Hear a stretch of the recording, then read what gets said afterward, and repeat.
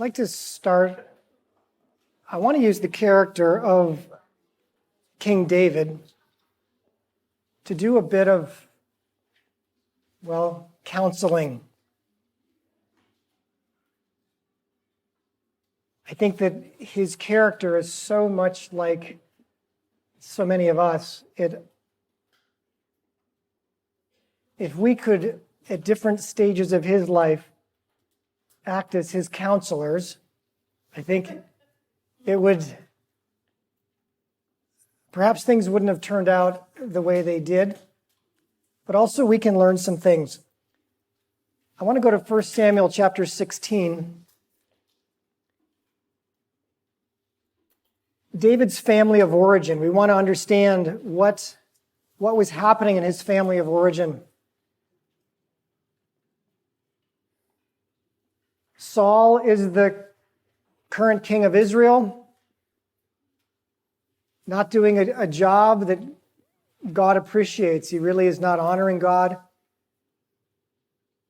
So God speaks to Samuel the prophet and says, I want you to go and anoint another king, a man after my own heart. Well, Samuel's reaction is, are you crazy? I mean, anointing a new king while there is an existing king is not a wise move.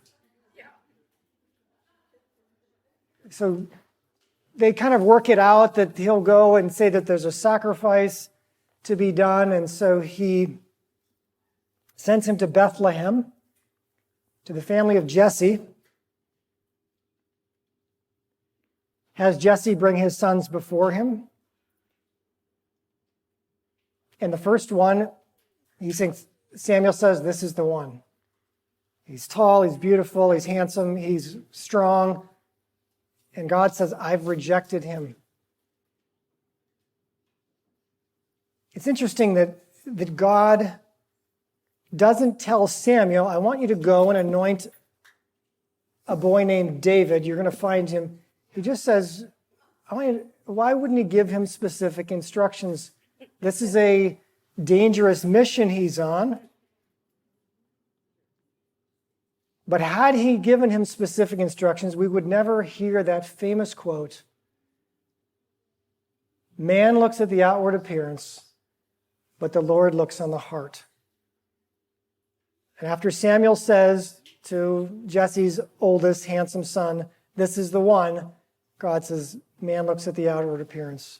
The Lord looks at the heart. I've rejected him. He's already too proud. And we'll see a little later on, not particularly nice guy. So all of the sons go by. And Samuel has to ask, in verse 11 of 1 Samuel 16, Samuel said to Jesse, are all your sons here? And Jesse says, there remains yet the youngest or the smallest. But behold, he's keeping the sheep. Essentially, David did not rank in this family. He was not someone who was even considered by his father or his brothers. So I want you to think of what that might do to someone's self-esteem, to their family of origin issues, because many in here are counselors, and if you're not, you will counsel people. People are going to come to you in a crisis, and you're going to need to help them, not just with worldly wisdom, but you're going to need to help them with God's wisdom. Samuel said to Jesse, send and get him. We're not going to sit down until he comes. In other words, everyone was done. They were ready to sit down, and the only one concerned here is Samuel. Basically, Samuel saying, look, my job is not done. Finally, David comes in. God says, that's the one. Samuel anoints him. And it says, and he arose and went back home to Ramah. It doesn't even say he told him why he anointed him. I don't think he said anything. If I were Samuel, I would not have said a word. He told me to anoint him. I anointed him. Saul is not a nice man. He's a very narcissistic, angry man, and you don't want to upset him. Basically, Samuel, so I'm not exactly sure David knew what had just happened. Maybe he did, maybe he didn't. We could. And as I teach the scriptures, it may not be exactly the way you've always heard it or thought of it if you're a student of scripture. I fill in what I think is the most likely scenario in my mind. If you disagree, not a problem. I have no problems with. I'm not saying what I'm speaking is the absolute truth. I believe the scriptures, which are fairly cryptic. We have a couple of words that may cover years, and we have to fill in what we think is the best fit for what happened there. And then also the scriptures are so we can learn from them. We want to learn, like, what is it that we can learn here? So we're going to be looking at David and what we can learn from him. But by all means, if this is, go read it yourself and see if you agree or if you don't. But I want people to be free to read scripture. And if you heard this story as a child and this is what you always thought, and you can challenge that. I think God appreciates people who are interested enough in his word that they're able to say, why did it say that? I never imagined how dangerous this was for Samuel until I just read it this year, saying, wow, yeah, he probably really wanted to get out of there. He just anointed a new king. We know Saul wipes out all of the priests not long after this. Samuel knew what he was up against, but the family saw it. I'm not sure who else knew, who else was at this dinner or feast or festival. I don't even know if Samuel stayed for the dinner. Doesn't sound like it to me. Anoints him, leaves. But after that, it says that the Spirit of God was on David. Now we go to the next chapter, 1 Samuel 17. And there came out of the camp of the Philistines a champion named Goliath of Gath, whose height was 6 cubits and a span. That's 9 feet tall. He had a helmet of bronze on his head, and he was armed with a coat of mail. And the weight of the coat was 5,000 shekels of bronze, like 150 pounds. He had bronze armor on his legs, and a javelin of bronze slung between his shoulders. The shaft of his spear was like a weaver's beam, and the spear's head weighed 600 shekels of iron. That's 12 pounds. His shield bearer went before him. Guess what? We have to use our imaginations. God is giving us, we have to use our imaginations. He has this incredible foe, like a human tank is what it sounds like. All the men of Israel, when they saw the man, fled from him and were much afraid. And the men of Israel said, have you seen this man who has come up? Surely he's come up to defy Israel. And the king will enrich the man who kills him with great riches, and will give him his daughter and make his father's house tax-free in Israel. And David said to the men who stood by him, what shall be done for the man who kills this Philistine? And the people answered him in the same way, so it shall be done for the man who kills him. Now Eliab, the eldest brother, this is the one that Samuel was going to anoint, heard when he spoke to the men, and Eliab's anger was kindled against David. And he said, why have you come down? And with whom have you left those few sheep in the wilderness? I know your presumption and the evil of your heart, for you have come down to see the battle. And David said, what have I done now?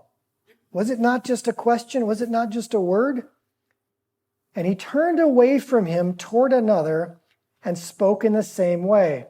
And the people answered him again as before.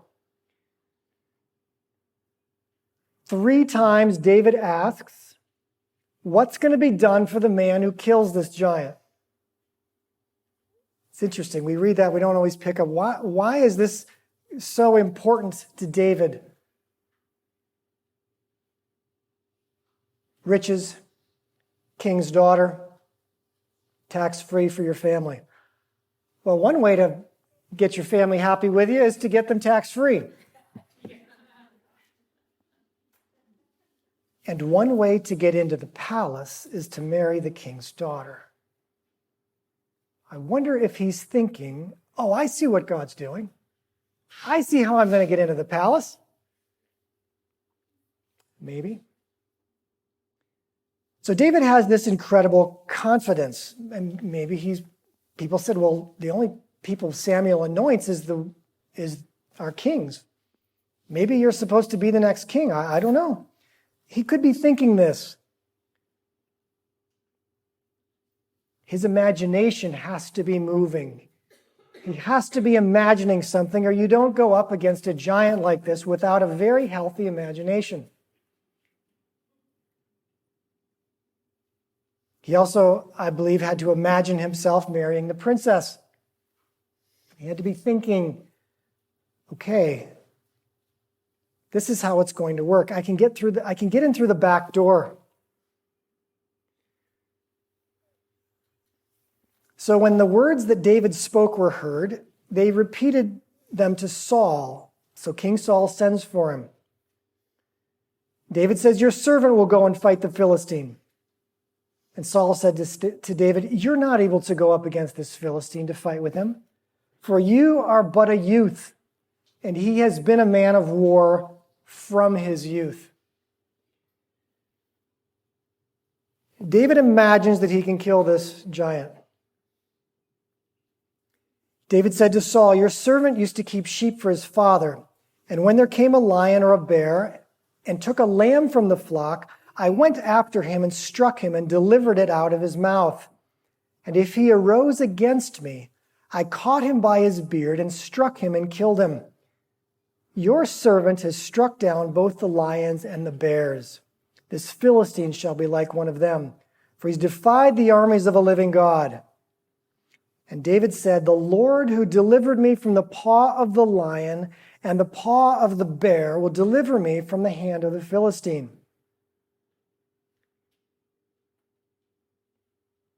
I want to pause right now because we've heard David speak. We've heard his incredible heart. He has this imagination. Basically, he said, look, God delivered me before. I can do this. But Eliab, his brother, says he's just a shepherd boy. Saul says, you're just a youth. Family influence, political influence, both agree this is not a good idea. But you happen to be the counselor, the guidance counselor for the Israeli army. And Saul wants him to see you, and he's going to ask you whether or not this man, this youth, should go into battle. And I want you to take a few minutes now. Here's what I want you to think about, because I want you to think, what questions do you need to know? What do you need to know? What questions are you going to ask David? What do you want to know? And what are you going to use to try to determine? Most of us in this room know how the story turns out, but I want you to take a step back. You've got your little tent there. You've been a counselor for the Israeli army. Most of the time you're working with PTSD and fear, and they're afraid of this giant, and people are having nightmares. You're doing a lot of counseling like that. But now Saul is sending you this kid who he thinks might be crazy. What questions are you going to ask? I'm just going to give you 2, 3, 4 minutes right now. Just you can discuss it. Let's think for ourselves, how am I going to determine if this is a suicide mission or if this is something I should do? Go ahead and discuss it. Any questions? Anyone want to volunteer? How do you plan to approach this? Good. Yeah, what is your strategy? What are you thinking, David? Okay, let's talk about the sling and the stones. We know from Judges chapter 20 in verse 16, there were It says there were 700 men from the tribe of Benjamin who could sling a stone at a hair and not miss. Those of you who know the tribes of Israel know that Judah is right next to Benjamin. Do you think that David had heard about these 700 men in Judges, which predated the book of Samuel that we're in? So stone slinging, it was actually quite a part of their culture. And probably David was out practicing with that sling. In fact, I saw a YouTube on this. And there was a guy who wanted to learn to do this, and he said it took him 1 year and 30,000 throws, but he was able to hit something the size of a small animal. And he said at that time he was just at the level of an elementary child in one of the cultures that uses these slings and stones. So being very accurate with a sling and a stone is something that David obviously had mastered.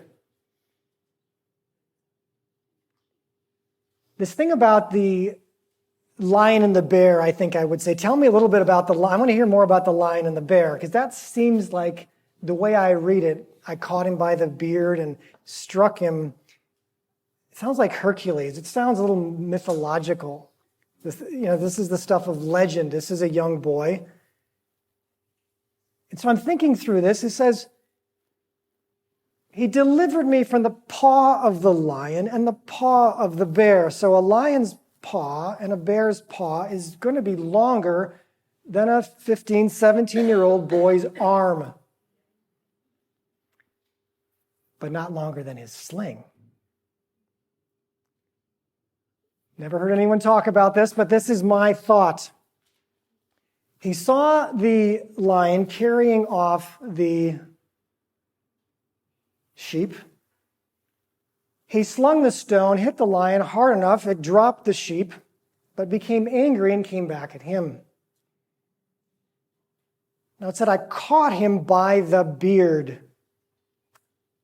Curious about that, because first of all, a lion has a mane, a male lion has a mane, and you catch him by the mane, not a wise move in most circles, just not what you would suggest. Sounds like a Hercules, sounds like a legend. Although in the Hebrew, beard and chin are the same word.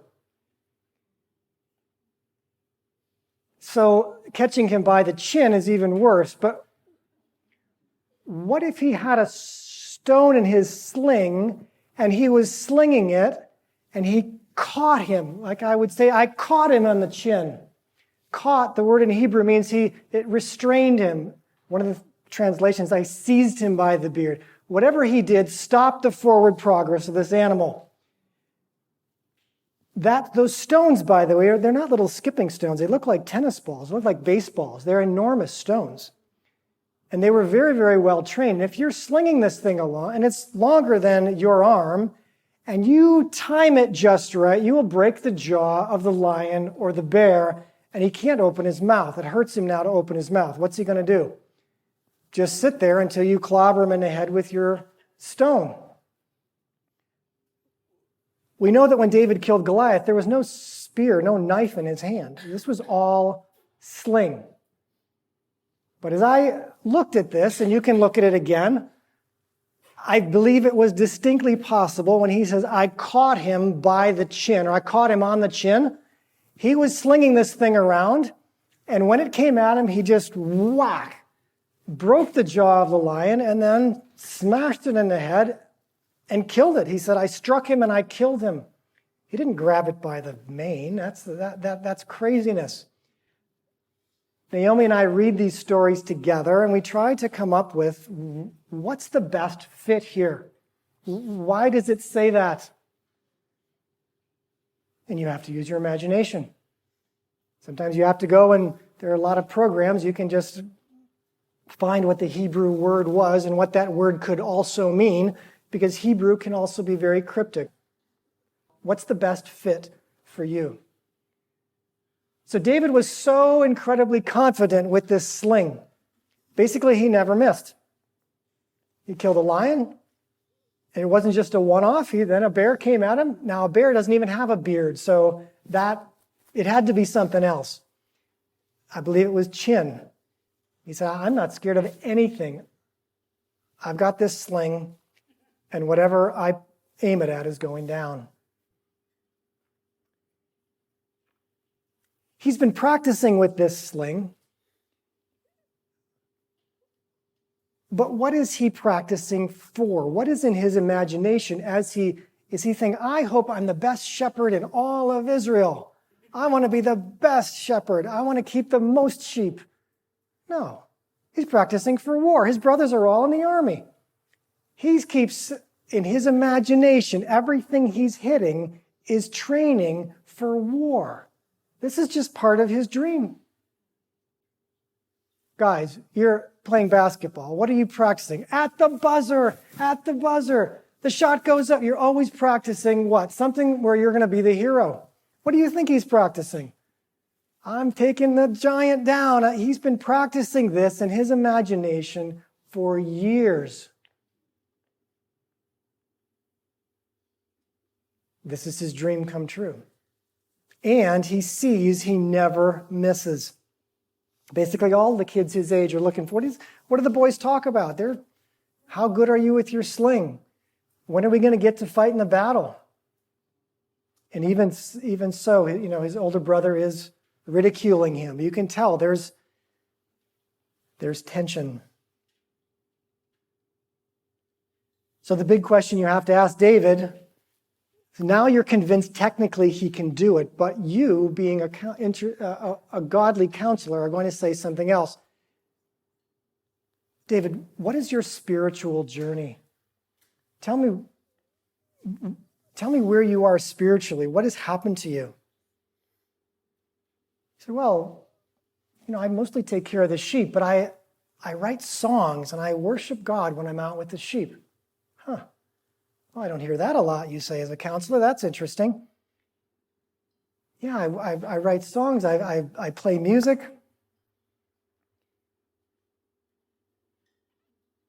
Spend a lot of time with God outdoors in the silence, just thinking about it, thinking about him, thinking about what he wants me to do.